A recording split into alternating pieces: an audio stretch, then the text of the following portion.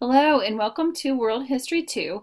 This is the study of world history from 1500 until the present day. And today we're talking about chapter 42 in your history books, the the Soviet experiment to World War II. Okay. All right, so we are going to do a combined PowerPoint and video presentation. All right, let me go ahead and here we go. The Soviet experiment to World War II. All right. You have the March and the October revolutions, Treaty of Brest-Litovsk, Civil War begins, new economic policy, Joseph Stalin emerges as leader, first five-year plan begins, and the Great Purge. Some scary stuff. Okay, the March 1917 revolution. Russia gained a constitution and parliament, a Duma, Tsar again, able to regain autocratic control. Russian, though unprepared, entered World War I, and they shouldn't have. Demands of the total war brought government to a point of collapse, huge casualties. But you're also going to see as many men that died in World War I also died in the Civil War. So Russia really was just losing huge amounts of life. Generals were incompetent, lack of popular support, food supplies diminished, bread riots broke out, troops refused to obey orders. Tsar Nicholas II abdicated in March. The Duma set up a provisional government. Alexander Kerensky was in charge, a moderate socialist, took control. He tried to both restore order at home and keep Russia in World War I, and that was his big mistake. The peasants were tired of sending their sons to die. All right, so that's why the Bolsheviks took over, because only 20% of Russia was actually communist-based, I believe, is what it was telling you.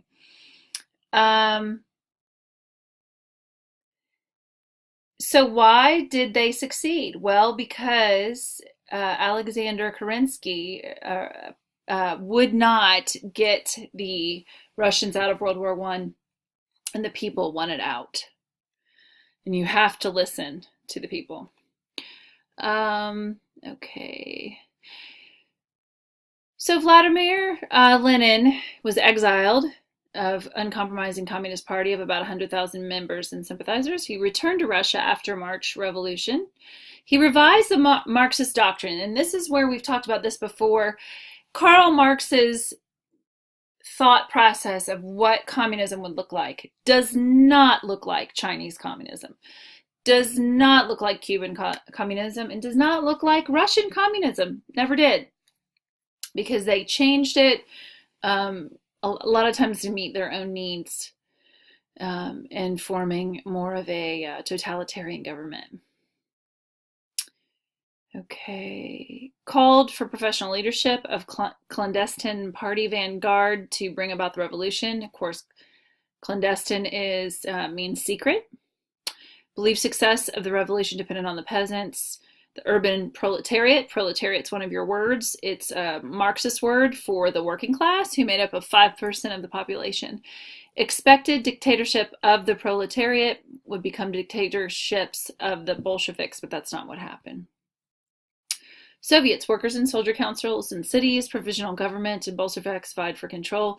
Leon Trotsky, who was just a brilliant mind that was very, very close to Lenin, won over St. Petersburg, Soviet for Bolsheviks. Oh, excuse me. Yawning during history. Oxymoron. Both sides vied for allegiance of the army. Kerensky launched disastrous assault on Germany. Troops routed, army collapsed. Conditions in Russia worsened. Mass starvation in the cities. So what was happening is the peasants had control of the farms, and they refused to send grain to the cities. They're like, the peasants revolted in the countryside. They said, if you're going to keep us in a war, we're not feeding anybody. And it worked. Bolshevik program summarized in slogans. They just had several slogans that really spoke to the people. All power to the Soviets and land, bread, and peace. And that's really what the people wanted. October Revolution. The March Revolution was pretty bloodless. The October Revolution was bloody, and it led to a civil war. Quick coup. Bolsheviks seized the city government in St. Petersburg, Moscow, and other towns followed. Peasants seized lands of nobles and the church. Very, very huge disparity in how much land that the nobles held, whether it's Europe or Russia. They had huge tracts of lands, and the peasants did all the work and had small land. So the seizing of land happened from both the church and the nobles, who had huge tracts and would not share. Many times, if you hunted on noble land, you could be executed for it, even if you were just hungry. Lenin established Bolshevik dictatorship, confiscated large economic enterprises, formed secret police, the Cheka, used army against internal enemies. Civil War. Lenin quickly took Russia out of the war. He accepted these harsh terms, but you couldn't fight in World War I and fight your own people. He was expecting a civil war, and he wanted to make sure he was ready. These were harsh terms, the Treaty of Brest-Litovsk, but when the Central Powers were defeated, it became null and void. The Civil War, Reds were the Bolsheviks and the Whites were the monarchists. Created more Russian casualties than World War I. So they just suffered huge amount of human life loss. Trotsky proved effective commander despite inexperience. Reds controlled most of the interior of Russia. Whoops. And rail network, opposition armies, coordination, commonplace, foreign intervention. The British, the French, Japanese, and the United States tried to help the whites, but it wasn't anything substantial. Bolsheviks initially imposed war communism. War communism is where you seize property, restricted money, famine. War communism in the book is really explained much better. I don't know why this PowerPoint doesn't have it. But war communism was called, oh, it had such a good, here it is.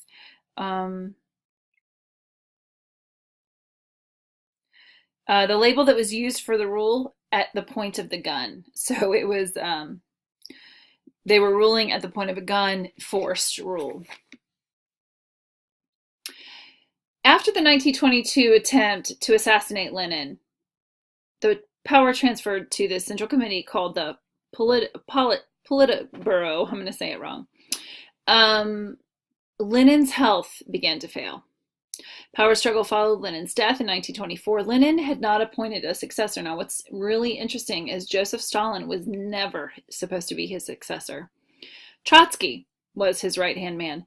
Trotsky fled to Mexico, where Joseph Stalin sent operatives and killed him, I believe, with a pickaxe. Stalin was, I guess what we would say in history, a monster. It is absolutely amazing. I read the book Bloodlands. I offered this class a bonus, an extra bonus points, to see a video called 20 Lessons the 20th Century has Taught Us on Tyranny. It's by Timothy Snyder, Dr. Timothy Snyder from Yale University. And he also wrote Bloodlands, which is a book about both Stalin and Hitler. And really they tied for evil. And probably Stalin killed more of his own people than actually Hitler killed of others.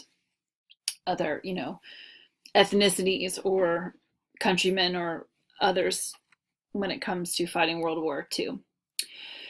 So anyway, by 1927, Stalin had full control and ousted Trotsky. Peasants were content, producing well. Everything was going well, except there was a problem. Economic revival and internal struggles. Okay.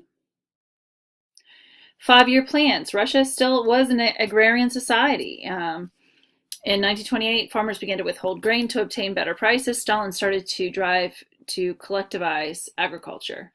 Industrialized rapid in response to this betrayal. And he began to really hate farmers to the point that I believe he starved to death brutally by sealing off the borders 10 million Ukrainians.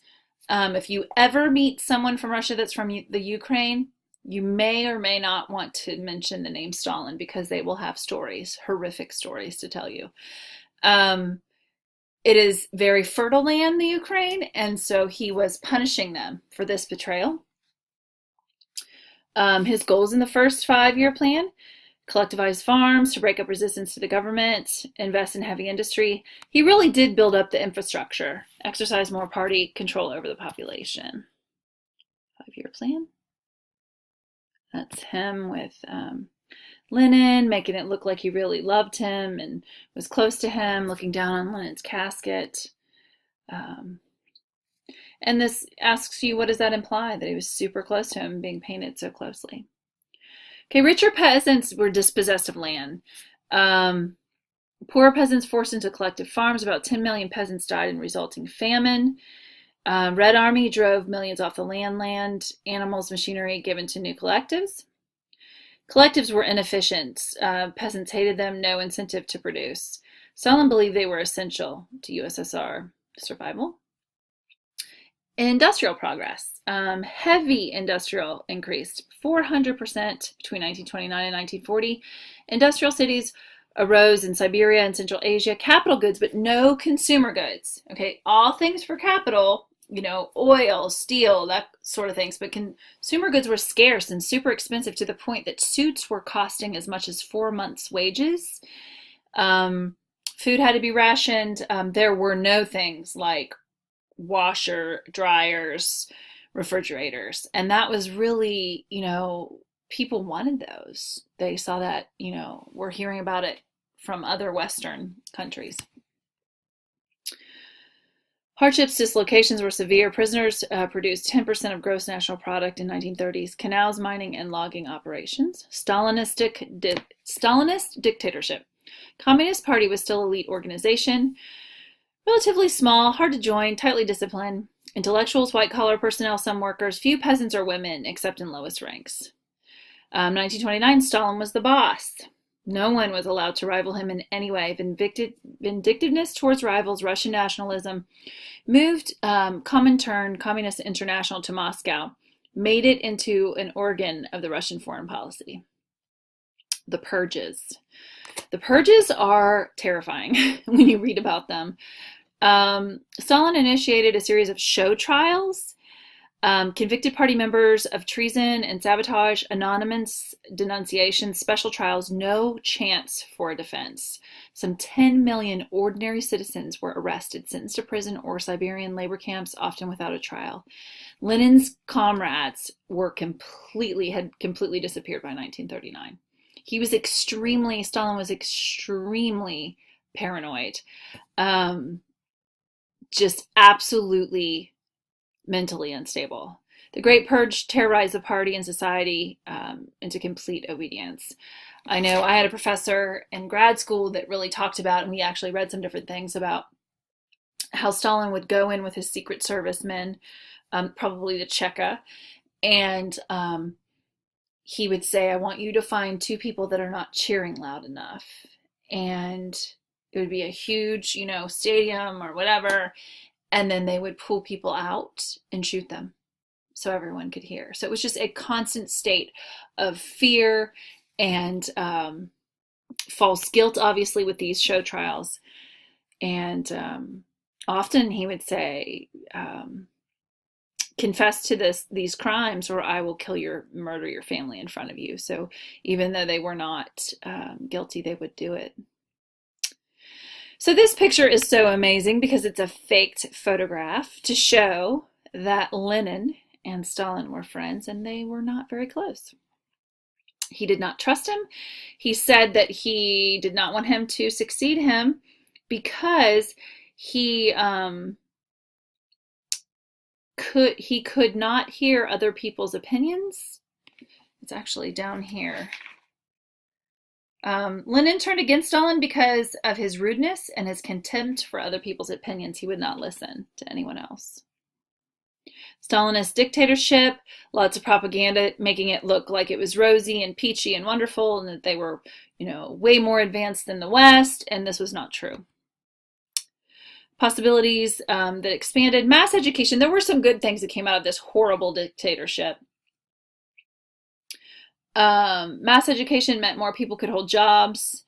More children of illiterate parents obtained advanced degrees, upward mobility. Women were encouraged to work outside the home, not because they felt women were equal, even though they said that in the communist platform, but just because they wanted more workers to make more money. Safety net established, free medical, pensions, and free education. Cost 7 million died from want or state persecution. So we're talking about millions upon millions died under his rule.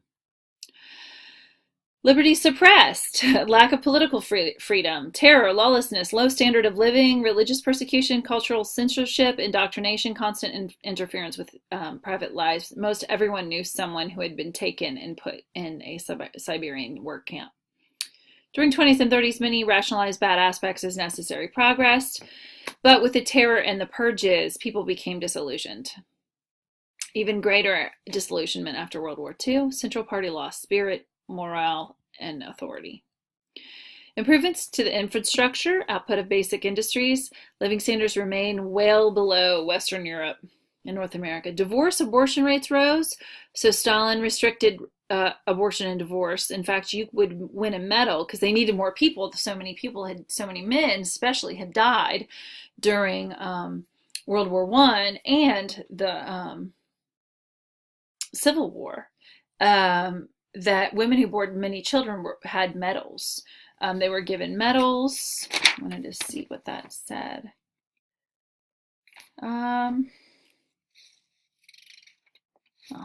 It was a certain kind of medal.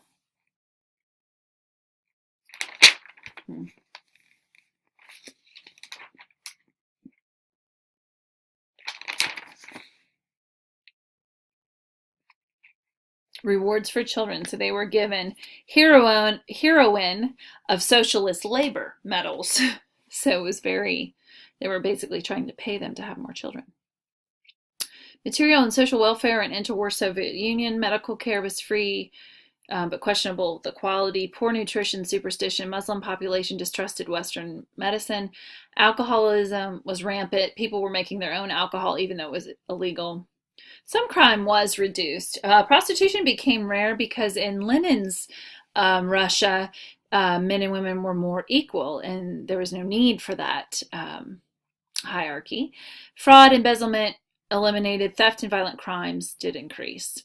One story I did want to tell you about when Stalin died is it was such an elaborate funeral. Whoops. It was such an elaborate funeral that his friends were looking around to see if he was still dead or really dead or if it was just a joke because he instilled such terror and they were like trying to cry to make sure that if he was watching or listening that he would approve of how upset that they were.